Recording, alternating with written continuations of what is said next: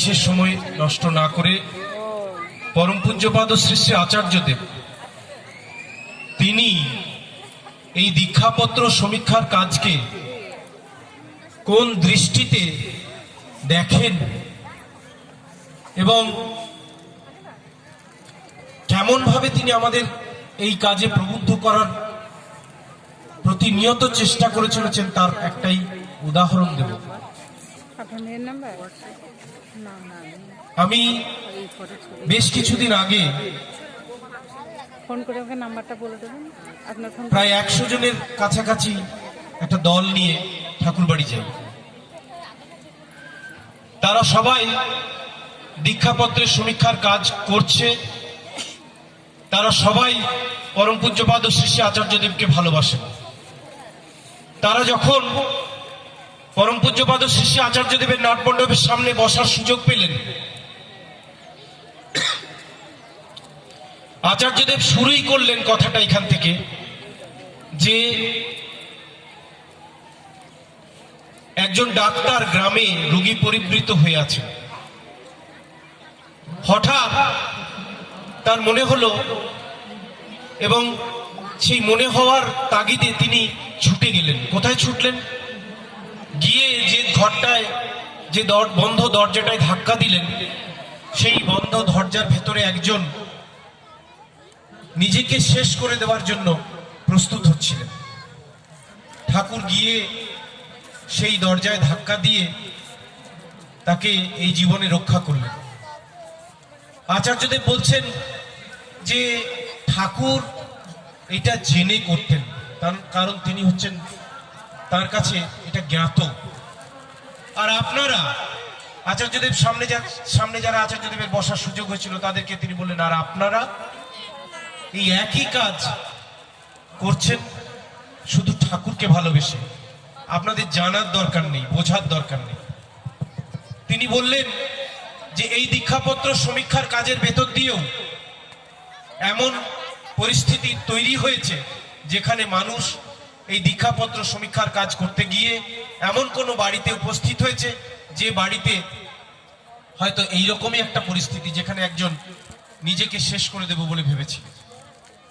এমন কোন পরিস্থিতি তৈরি হয়েছে যেখানে গুরু ভাইরা যাবার পরে সেই পরিবারের হয়তো একটা দীর্ঘদিন ধরে চলে আসা অশান্তির নিরসন ঘটেছে।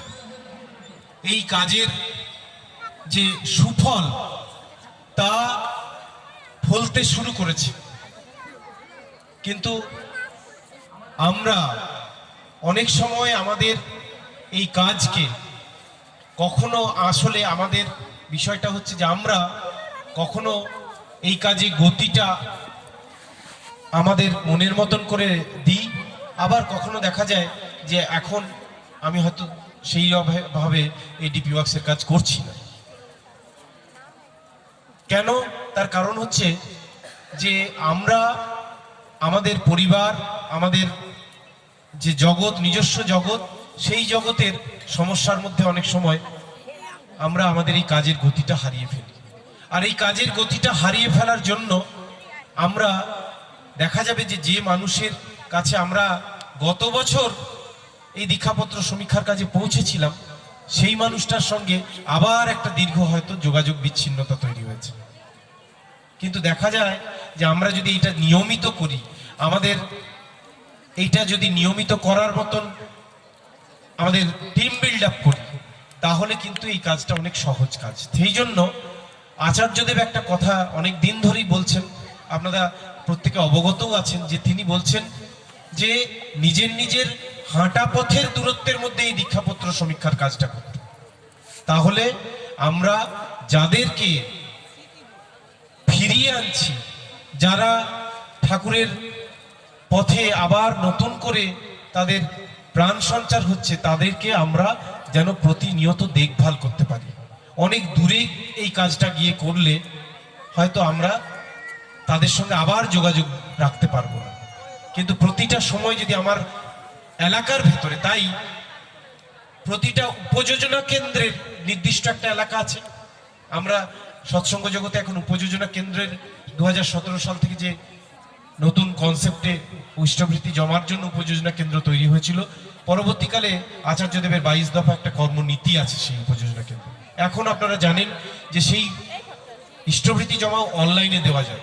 তাহলে যদি ওই উপযোজনা কেন্দ্রের সঙ্গে একটা এলাকার যে এলাকাটার সব থেকে নিবিড় যোগাযোগ, সেই এলাকায় যদি এই কাজটা করার মতন নিয়মিত একটা রুটিন, নিয়মিত একটা কর্মসূচি তৈরি থাকে এবং তার যদি একটা প্রতিফলন প্রত্যেকটা উপযোজনা কেন্দ্রে পড়ে, তাহলে এক একটা এলাকাতে উপযোজনা কেন্দ্রের যে বৃদ্ধি, সেইটা একটা মন্দিরে উৎসব হলে তার মানুষের সংখ্যাতে সেটা প্রমাণ মিলছে, একটা বড় মাঠে উৎসব হলে তার প্রমাণ মিলছে।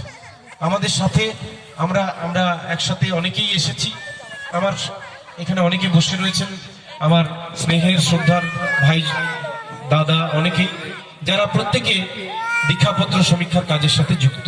এবং আমরা এক সময় গোটা পশ্চিম বর্ধমান পরম পূজ্যপাদ শ্রী শ্রী আচার্যদেবের নির্দেশে এবং পূজনীয় অবিন দাদার প্রেরণায় ছুটে বেরিয়েছিলাম।